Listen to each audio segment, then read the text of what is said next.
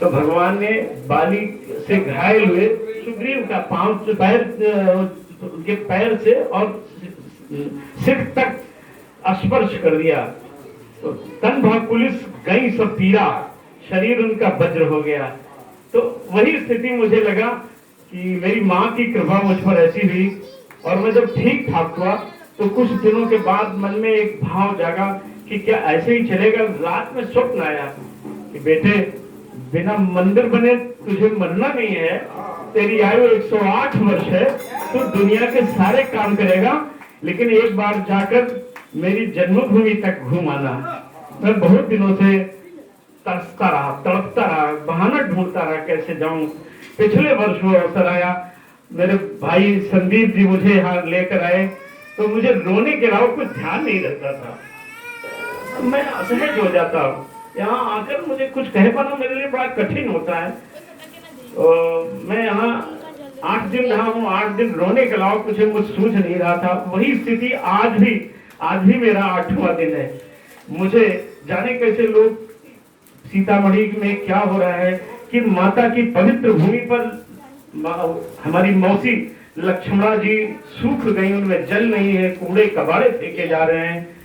हम तो बड़े नालायक संतान हैं हम अयोध्या वासियों ने अपनी माता सीता और प्रभु राम को जंगल भेज दिया था, लेकिन फिर भी हमने राम जन्मभूमि मुक्त कराने के लिए अपना जीवन दान कर दिया था। कैसे लोग हैं कि अपनी मौसी को, अपनी बहन को साफ नहीं करा पा रहे हैं। हम अपने सीतामढ़ी के मामा मामी नाना नानी सबसे निवेदन करते हैं, और विशेषकर मौसी लोगों से, जगाइए लोगों को। और ये हमारी नदियां जो हमारी धरोहर है, धर्म धरोहर है, इनको साफ होना चाहिए। जब दुनिया के लोग यहाँ आवे, प्रयास में हम लोग भी लगे हैं। ऐसी प्रेरणा माता सीता की ही है। कुछ कार्यों में हम लोग लगे हैं कि एक दिन वो आएगा कि सीतामढ़ी पूरी दुनिया के नक्शे पर सर्वोत्तम नगरी बनेगी। ये इसी जीवन में होगा। ये संकल्प लेकर हम लोग निकले हैं। घर परिवार सबके हैं, लेकिन जो समाज के लिए काम करता है, जीवन तो उसी का होता है। हम आदरणीय महाराज जी से बड़े प्रभावित हुए। आपने 3 दिन पहले हमें आदेश किया था, आपके माध्यम से मैं नहीं आ पाया, लेकिन रामायण की एक चौपाई बड़ी प्रेरणादायी है। जही पर जही कर सत्य सनेहु, सोते ही मिले न कछु संदेहु। हमको तो हमारे महाराज जी मिले। मुझे बहुत, मैं 3 दिन से आपसे बार बार ये चर्चा हो रही थी कि मुलाकात हो जाए महाराज जी से। आज आप सबके बीच में सच बता रहा हूँ, सहृदय कह रहा हूँ, मेरा मन इतना प्रफुल्लित है।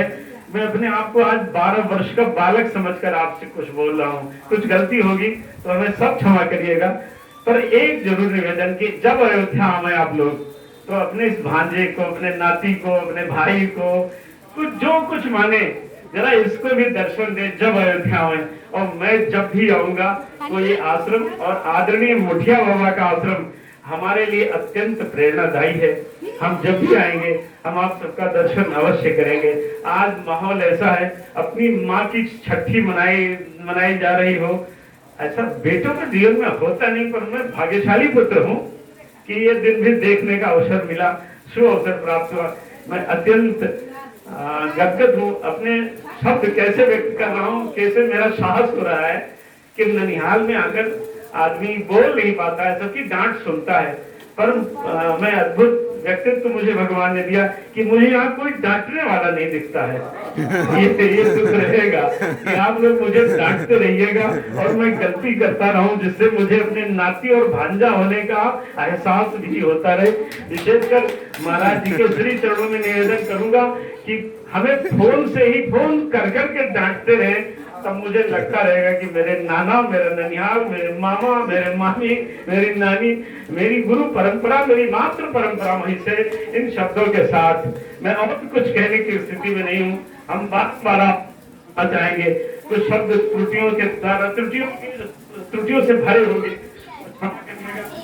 याद रखिएगा, अपने भांजे को, अपने नाती को याद रखिएगा। सबके श्री चरणों में हमारा बारंबार कोटिशम अयोध्या की ओर से नमन है, वंदन है। सबको जय जय सिया राम।